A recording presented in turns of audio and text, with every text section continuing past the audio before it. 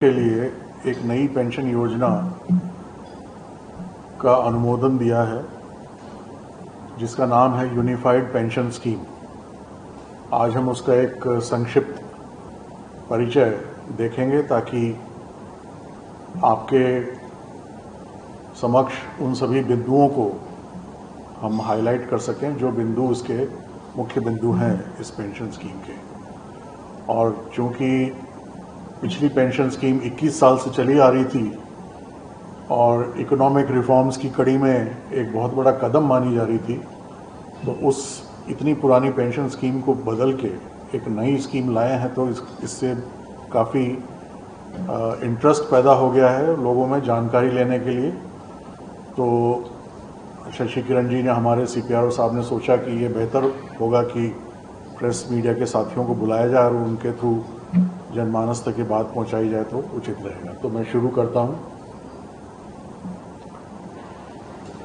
इसके जो मुख्य बिंदु हैं, सबसे पहला और सबसे इम्पॉर्टेंट मुख्य बिंदु है कि एक गारंटीड पेंशन इसमें कर्मचारी को दी जाएगी, अश्योर्ड पेंशन दी जाएगी, जिसको कैलकुलेट करने के लिए रिटायर होने के समय से 12 महीने पहले जो भी उसकी बेसिक पे रही है उसका एवरेज निकाला जाएगा और उस एवरेज का आधा के बराबर वो पेंशन की गणना की जाएगी। मान लीजिए कि पिछले 12 महीने रिटायरमेंट अप्रैल में है और पिछले 12 महीने की तनख्वाह को एवरेज करते हैं, हर महीने की तनख्वाह को जोड़ के 12 से डिवाइड करके, तो वो 1 लाख रुपए आती है। तो इस योजना के तहत उस कर्मचारी को 50,000 रुपये मासिक पेंशन गारंटीड है। दूसरा इसका बिंदु है कि ये जो पेंशन है यह 25 साल की सर्विस पूरी करने के बाद ही वो हकदार होगा। अगर वो 25 साल से कम सर्विस कर पाता है तो उसको प्रो राटा बेसिस पे उतनी पेंशन कम हो जाएगी, लेकिन में एक बहुत ज़्यादा कम नहीं हो जाए, इसलिए सरकार ने इस योजना में एक मिनिमम पेंशन भी स्पेसिफाई कर दी है, जो हम आगे उसको देखेंगे।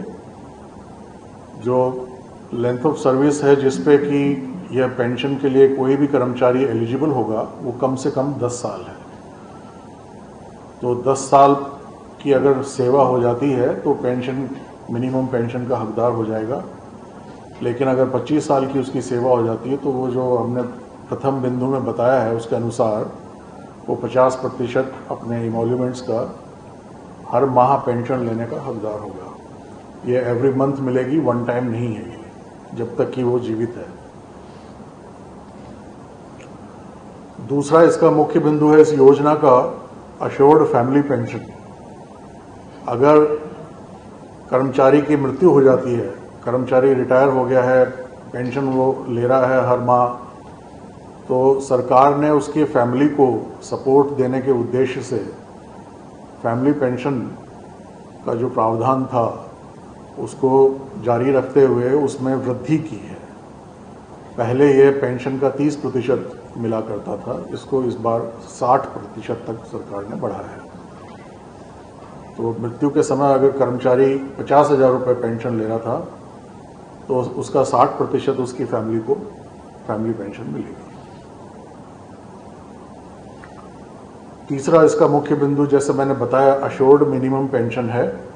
अगर किसी कर्मचारी की गणना में इमोल्यूमेंट्स इस तरह से आते हैं कि वो एब्सेंट रहा है, उसके जो रेगुलर सर्विस है उसमें कुछ पुटबैक्स लगे हैं जो कि सर्विस कंडीशंस में लगते रहते हैं, और उसकी इमोल्यूमेंट्स इतने ज़्यादा नहीं बन पा रहे हैं पिछले 12 महीने के कि उसकी पेंशन सिग्निफिकेंट अमाउंट हो, सब्सटेंशियल अमाउंट हो, उसको ध्यान में रखते हुए 10,000 से कम पेंशन किसी को भी नहीं दी जाएगी। कम से कम पेंशन 10,000 है।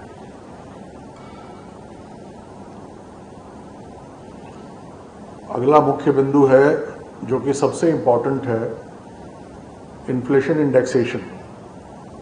इसमें हम देखते हैं कि जैसे कोई बेनिफिट किसी कर्मचारी को दिया जाता है और अगर उसको महंगाई से ऑफसेट नहीं करते हैं तो इन्फ्लेशन उस बेनिफिट को over the period of years, साल दर साल उस बेनिफिट को कमतर कर देता है, कमज़ोर कर देता है, और उसकी वैल्यू वो नहीं रहती जो उसके रिटायरमेंट के समय थी।